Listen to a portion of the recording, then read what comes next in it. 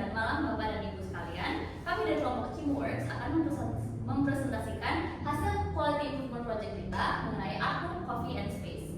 Sebelumnya kita akan memperkenalkan diri terlebih dahulu. Nama saya Baiza Utara. Nama saya Faisal Bahasa. Nama saya Muhammad Nafian. Dan saya Jonathan Bersari. Dan di kita sekali ini kita akan membahas Define, Measure, Analyze, Improve, dan Control.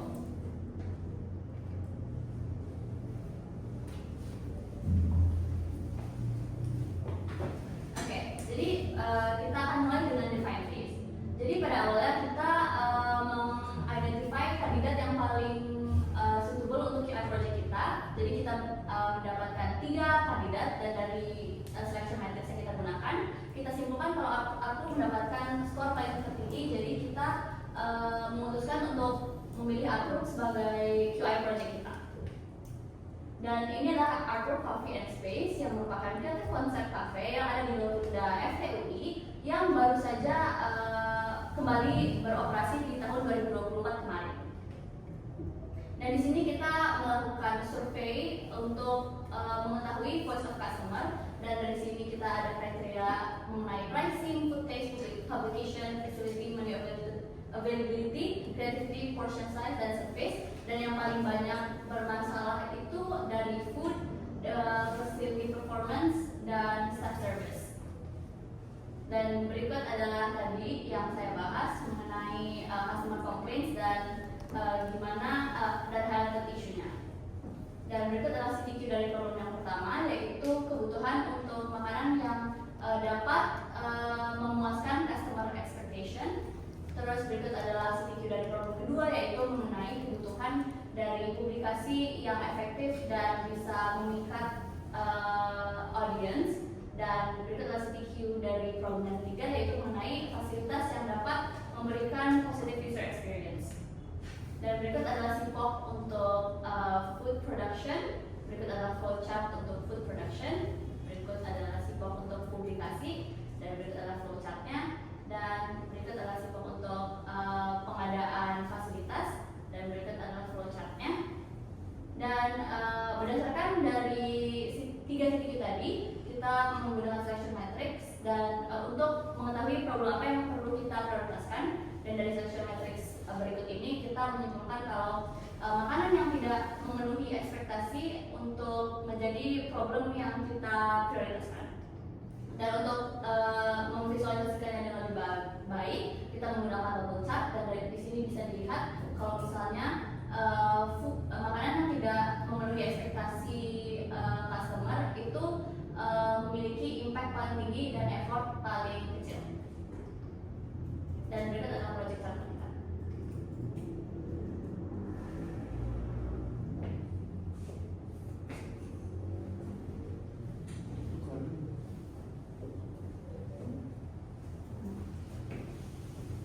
Baik, selanjutnya untuk measure phase pada QI project kami. Measure phase sendiri bertujuan untuk mengevaluasi kondisi aktual pada produksi makanan di Artwork dan juga mengidentifikasi defect yang ada dan menghitung di PMO level dan juga sigma level ya. Nah, proses yang kami lakukan pertama dimulai dengan mengambil data dari survei dan juga interview, yang kemudian datanya itu dikumpulkan pada sebuah spreadsheet yang dianalisa menggunakan P-chart dan juga perhitungan DPMO level. Nah, berdasarkan dari survei dan interview tadi, kami memutuskan untuk fokus pada menu price. Kenapa? Karena menu price merupakan produk yang best selling pada Artwork dan juga produk yang paling banyak mendapatkan komplain dari customer. Nah, lalu kami menentukan measurement metric untuk perhitungan kualitas kami, yaitu terdiri dari 3 aspek. Pertama, topping, seasoning, dan juga assembly method dari animal fresh itu sendiri. Nah, selanjutnya untuk perhitungan DPMO dan juga sigma level, pertama dilakukan dari survei dan juga interview yang kemudian diolah untuk mendapatkan LC dan UCL-nya, dan terakhir dihitung DPMO dan juga sigma level-nya. Nah, berikut merupakan proses pengambilan kami dari survei dan juga interview yang kemudian diolah secara kuantitatif menggunakan P-chart untuk mengidentifikasi UCL dan juga LCL. Nah, dari P-chart tersendiri ditemukan bahwa keseimbangan rasa menjadi aspek dengan gap yang paling tinggi yang menjadikan aspek tersebut menjadi prioritas kami pada QA project ini. Nah, berikut merupakan defect level, DPM levelnya dan juga sigma level yang ada pada measure phase, yaitu sebesar 2,06 sigma level. Baik, dilanjut dengan analyze phase. Analyze phase adalah fase di mana kami menggunakan beberapa tools untuk mendapatkan critical insight dan dapat membantu kita untuk membuat keputusan pada proses-proses kedepannya. Tools-tools yang kami gunakan adalah tree diagram, fishbone diagram, dan juga matrix diagram.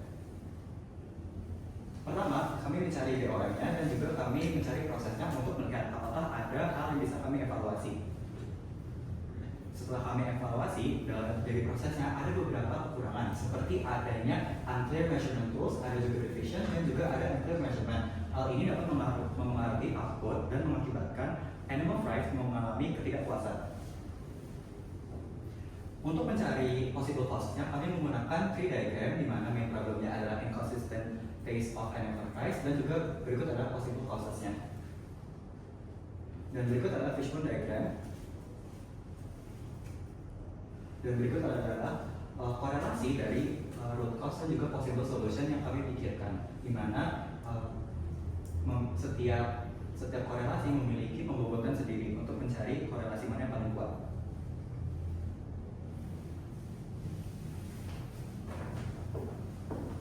Baik, selanjutnya masuk ke improve phase. Improve phase berarti meningkatkan proses yang telah dianalisis sebelumnya dengan menawarkan solusi dan menerapkannya untuk menghilangkan masalah utama dan mengurangi proses dari variasi yang ada. Selanjutnya, nah, hal apa yang pertama dilakukan? Yang pertama dilakukan adalah mengumumkan ide-ide dari setiap anggota kelompok. Hal ini pada fase ini disebut brainwriting. Ide-ide tersebut tertera pada layar.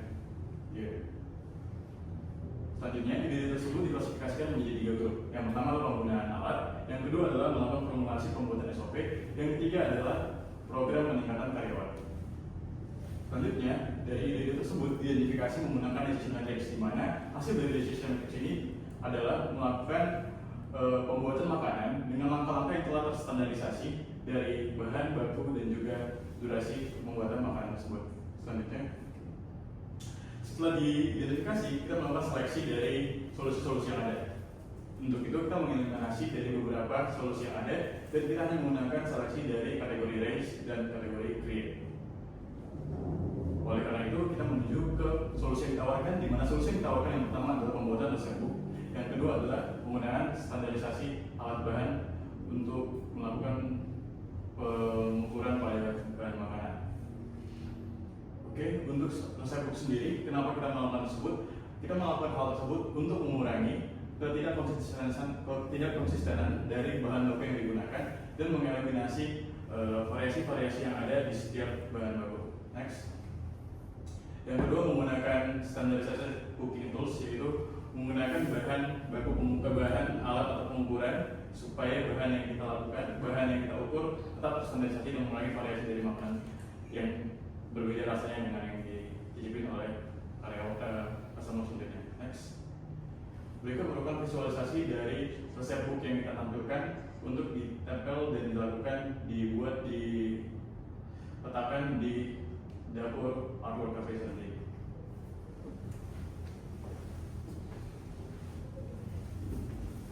Baik, dilanjutkan dengan control phase, di mana fase ini memastikan bahwa improvement yang kami formulasikan bisa bekerja dengan baik dan mengurangi inkonsistensi rasa dalam artwork. Bagi dua solusinya itu berfungsi untuk meningkatkan KPI dan juga diperlukan langkah-langkah monitoring agar efektivitas dari improvement itu bisa mempengaruhi kepada outputnya. Dan berikut adalah FMEA-nya, di mana sebuah solusi itu bisa gagal, namun kita dapat melakukan mitigasi. Seperti untuk resep book, kita mitigasinya dengan menggunakan aspek ergonomis, dan juga kami juga berdiskusi bersama pekerja untuk mencari optimal solution. Dan juga untuk standardization digunakan pengujian secara berkala untuk melihat bahwa apakah alat itu bekerja dengan semestinya secara berkala, dan juga untuk melatih agar pegawainya tetap menggunakan alatnya. Dan berikut adalah Gantt untuk control base-nya. Berikut adalah untuk customer review. Jadi hal hal penting yang kami ingin tonjolkan adalah kepuasan customer, dan kami perlu mendapatkan data tersebut menggunakan customer review ini yang bisa menggunakan feedback QR dan juga untuk mendapatkan suara langsung dari mereka terkait produk artwork, apakah sudah improve, apakah butuh perbaikan lagi. Berikut adalah forecast improvement dari DVMO dan juga Sigma Level apabila semua improvement dan juga controlling dilakukan secara rutin dan dilakukan secara semestinya, di mana DVMO akan berkurang secara kurang lebih 155.000 dan juga Sigma levelnya meningkat kurang lebih 0,56.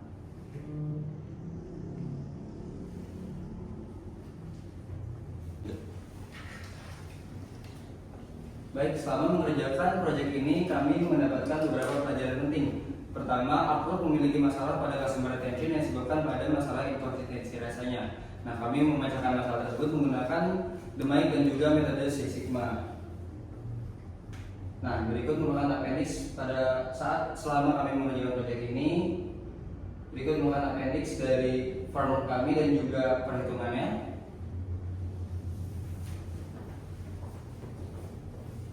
Sekian presentasi dari kami. Wassalamualaikum warahmatullahi wabarakatuh. Terus kita Langsung kata ada terus kita kayak Oke. Sebelumnya kami ingin mengucapkan terima kasih banyak kepada Pak Ari, Bu Novi, dan Bu Fitria untuk mengajarkan ilmu sistem kualitas yang dilakukan secara tulus dan melakukan kata aja langsung bagian yang ini. Sebelumnya kami ingin mengucapkan terima kasih kepada Pak Ari, Bu Novi, dan Bu Fitria yang telah mengajarkan kami ilmu sistem kualitas yang dilakukan secara tulus dan juga membuat kami mengubah perspektif lama yang inside the box menjadi sesuatu yang lebih luas dan juga menginspirasi kami untuk selalu menjadi lebih baik. Baik, sekarang kami akan menerima beberapa pertanyaan. Untuk pertanyaan pertama, di bagian improve, kalian menggunakan framework ERRC yang biasa dipakai untuk analisis praktik industri yang udah jalan. Nah, kenapa di kelompok framework ini dipakai untuk idea selection? Baik, untuk framework ERRC sendiri memang berbeda dari penggunaan biasanya, namun di sini kami menggunakannya untuk mengevaluasi dan menentukan solusi mana yang cocok dan optimal untuk digunakan pada solusi kami. Baik, untuk pertanyaan kedua, dalam salah satu improvement yang kalian ajukan yaitu di standardized cooking tools, dimention mengenai initial training. Dari kalian sendiri, apakah ada plan yang diajukan untuk hal ini? Baik, terima kasih untuk pertanyaannya.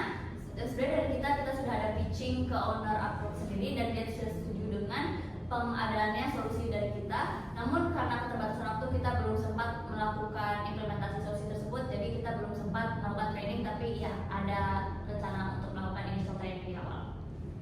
Baik, untuk pertanyaan terakhir, boleh tolong dielaborasi kenapa salah satu improvement yang diajukan yaitu standardized alat bisa menyelesaikan permasalahan di artwork?